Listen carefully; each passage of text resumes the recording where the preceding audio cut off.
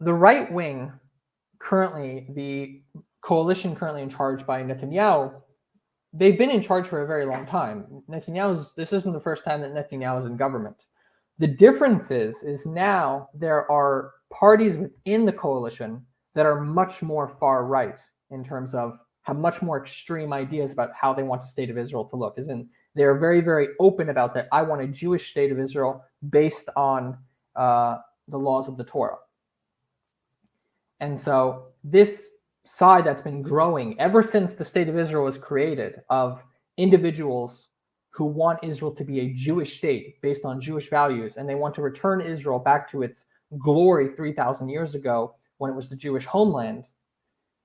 And it's that against a much more modern perspective of a liberal democracy for all of its citizens, which I say would be more the far left, which wants a citizen for all of its people, and they don't want a Jewish state anymore, that the state of Israel should become a secular country for all of its citizens, which means annexing the West Bank, giving citizenship to everyone. In Gaza, there's different opinions about what to do about Gaza, but also essentially to annex Gaza and give it and have an equal state for all of its citizens.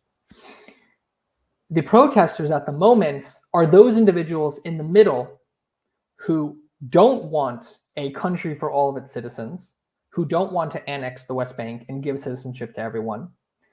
And those on the other side, they don't want the state of Israel to become a state that is run by religious law, based on rabbinical law, and to impose a strict Israeli law on the West Bank, but leave Palestinians in small cantons, which essentially is apartheid. That's essentially what Ben Gvir's plan is for the West Bank, to annex the entire territory and to leave Palestinians under military control as pre-Oslo, where they can't expand and they can stay there in the little cities and not be able to go out.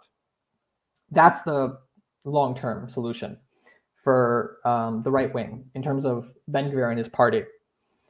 And so Israel is facing a dilemma at the moment, where which way do we go? Because the current legislation that they're trying to pass, this change to the court system, what it will do it will allow this more, as you could say, far-right legislation for a Jewish state to be passed and to force the country one way instead of going the other way. Even you could say that Oslo is the beginning of a much more left-wing approach of giving up land for peace and trying to essentially create, at the time, a two-state solution. And now the right is trying to push it the other way and push it towards a theocracy, toward a Jewish state for the Jewish people.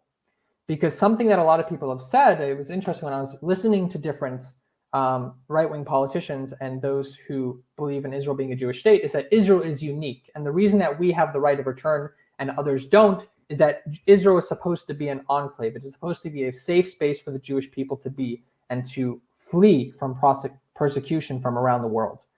And therefore, liberal democracy doesn't work in this country under that notion, because you can't have equality for all. If you want Israel to stay as a place where the Jewish people can always be safe and to always be the majority, you have to enforce legislation and different rulings that are going to discriminate against the minority populations, so they can never become the majority. And on the other side, individuals who want Israel to be a secular state, they'd be giving up the Jewish characteristics of the state of Israel, because you can't annex these territories, give everyone citizenship, and expect Israel to stay a Jewish state anymore.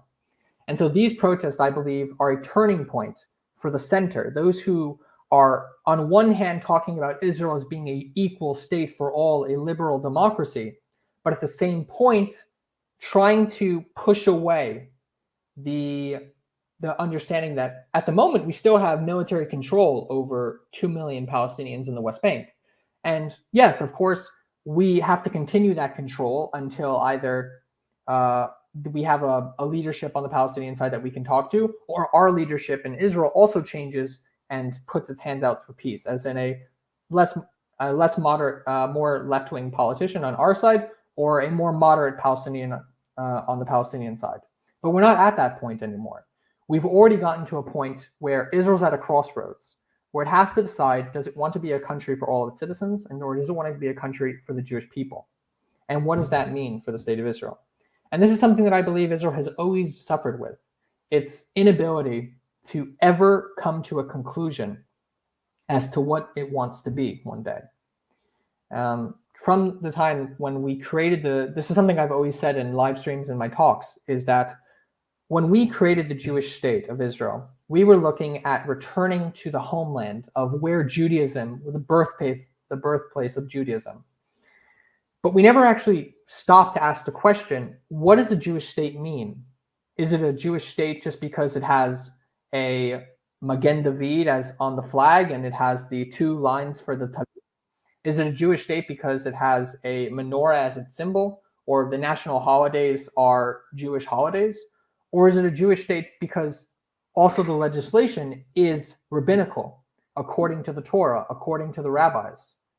And that's always been the struggle on what does it mean to actually be Jewish in this country. And we've seen this also with the law of return. Who's considered Jewish? At one point, it means only individuals who, so one is that the mother has to be Jewish, and the other is that you went through a proper conversion. But what is a proper conversion? And who decides what a proper conversion is? And at the moment in the state of Israel, the rabbinical courts are the ones who decide what is a kosher conversion.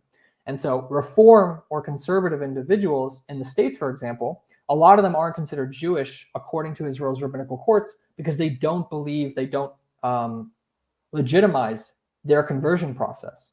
And so the question is, who is a Jew and who isn't a Jew? And so then Israel also gets to a point where it's no longer a state of the Jewish people, but a state of those who I decide who are Jewish. And there has to be a line in the sand. When is someone Jewish and when is not someone Jewish? Are you Jewish simply because you feel Jewish, or do you actually have to know? Do you need to feel Jewish but have never read the Torah? Do you have to also keep the mitzvot? Do you have to do prayer 3 times a day? What is the point at which someone is Jewish and someone who's not? What is that cutoff point? And so that, coupled in with democratic liberal values that a lot of individuals in Israel have, makes it very, very complicated to then come to a conclusion as to how Israel is supposed to look.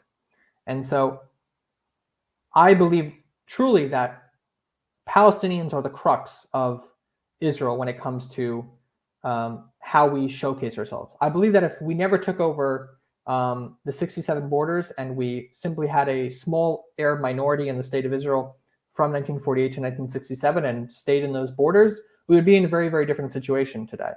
But once we took over the West Bank, the Golan Heights, and Gaza, we find ourselves in new territory. And we need to decide, what do we do about these other individuals within our control?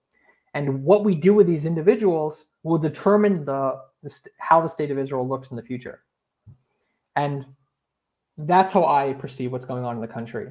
As in, it's not simply just legislative change, but it's very much a determining factor as to where Israel is now and where it will be in the future. Will Israel become a theocratic state based on halacha and the Jewish values that we have within the Torah, or it will be a liberal democracy that will no longer be a Jewish state? And that is, I believe, where we currently are. And I believe one day we'll have to make that choice, as hard as it may be.